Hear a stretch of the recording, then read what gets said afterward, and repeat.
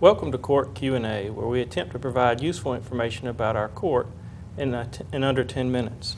I'm District Court Judge Marty McGee, and today's program will focus on child custody mediation. Bryan Hurley is here with us as our guest, and he is a child custody mediator in Cabarrus and Rowan counties, and is also a licensed counselor. Welcome to the show. Thank you, Judge McGee. Glad to be here. What is child custody mediation? Child custody mediation is an opportunity that the court system gives to parents, allowing them to come into the court system and essentially develop their own court order. Does a lawsuit have to be filed before folks receive your services? It does. It has to be filed before they have access to child custody mediation. What is the general process for child custody mediation? The process is that a lawsuit is filed, and then a district court judge orders the parties to mediation. And that order says they have to come to two separate sessions. The first of those sessions is what we call the orientation. And that's information only. It's done as a group, and they get things as far as how does mediation work, what is it all about, how is it beneficial, what can they expect.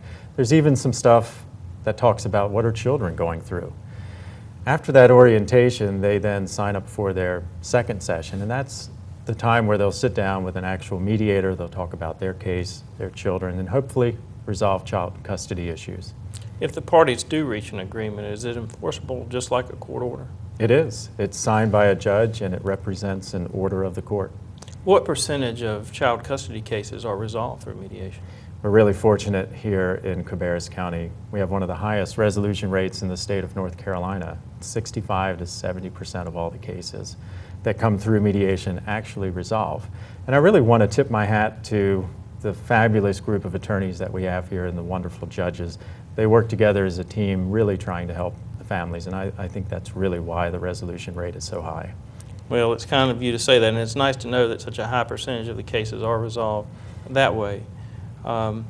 If the parties are certain that they're not going to be able to reach an agreement when the lawsuit's filed, do they still have to go to child custody mediation? They do. And the funny part about that is by virtue of them being sent to us in the first place, we already know that they believe they can't agree.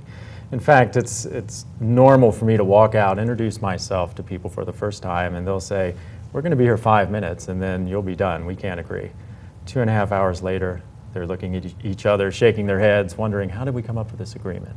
So they do have to come, even though they might think they can't agree. Well, that's terrific to know that so many of them work out that way, but are there some reasons, though, that some folks are not required to go through mediation? There's 3 main reasons. There's severe emotional, psychological issues. There's domestic violence, and then there's child abuse. All 3 of those typically will keep parties from being referred to mediation. Very practical question. Where's your office located? It is located in the basement of the Cabarrus County Courthouse. It's nestled quite nicely between adult probation and the public restroom. Well, is there any cost to participate in the program? Not at this time. The Administrative Office of the Courts continues to foot the bill for child custody mediation. Who normally attends the sessions? Do lawyers and children attend with the parents? Normally it's just the mom and the dad of a child or children. Sometimes we have grandparents, depending on who's in the case. We don't have children come to the sessions. It's inappropriate material for them, and we don't exclude the attorneys, but they most often choose not to come. Is there anything that the parent should do to prepare for mediation? That's a fantastic question. I'm glad you asked that. When parents are gearing up for a court case, a child custody case, they're getting so much information, so much advice. Some of it they're paying for, some of it they're just asking of their trusted friends, family members. Some people just give them advice whether they wanted it or not. And that advice is typically people saying, this is what you should do. This is what I think you should do. This is what you deserve. This is what you're entitled to. So when they're preparing for mediation, I ask them to do something that's really quite difficult, and that's to take all that information, all that advice, and put it on the back burner. Because when it comes down to it, at the heart of a child custody agreement, it's really just how are they going to parent their own children. And that has nothing to do with all these people out there giving them advice. It only has something to do with the people that are sitting in my office. It impacts them, and by extension, it impacts their children.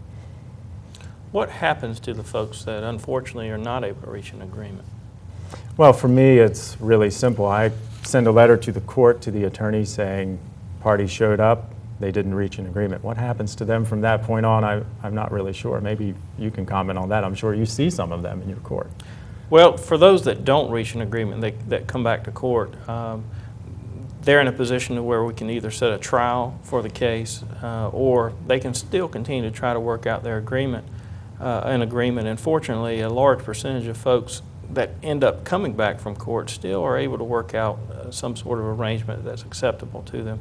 And I think the work that they do in child custody mediation often forms the basis for how they're able to work out their differences. So I know it's very concerning for people to come to court and to think that they're going to have a trial of their case, but they're given several opportunities to try to work it out, and fortunately the vast majority of people are able to come to some sort of agreement. Oh, that's good news. If the folks are able to reach an agreement in your office, and if they're represented by counsel, do they have an opportunity to let their lawyer take a look at the decision, at the agreement before they sign it? They do. That's standard practice for us. Once there's an agreement, it's put into writing, it's then sent out to the parties. It's also sent to any attorneys involved.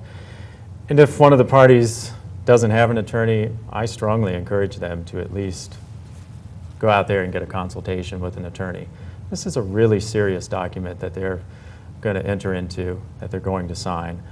It's going to be a court order, and who better to give them some advice than an attorney?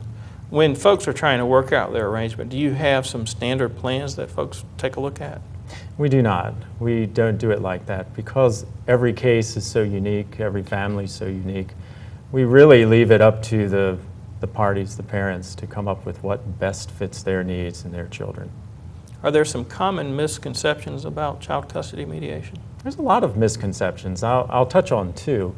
One of them is that when parties are gearing up for a court trial, they're gearing up for the fight to go out and hash it out in court, and then they get sent to mediation, and they're still in that fight mode. They come in and they want to give me all sorts of information about what the other party did, all these facts from the past. They want me to decide who's telling the truth and who's not. And that's not something that I do. And that's a hard transition for the parents to then make. So it's a common misconception that they're going to continue it in the fight and the mediation, but then they're able to switch gears. The other misconception that they have, that I hear all the time, and I'm hoping that you'll spend a moment or two talking about it, is that parents really believe, and that information is out there somewhere, they really believe that when their child or children reach a certain age, and the age I hear all the time is 12 years old, is that child can make his or her own decisions about how he or she spends time with their parents. Is that fact or fiction?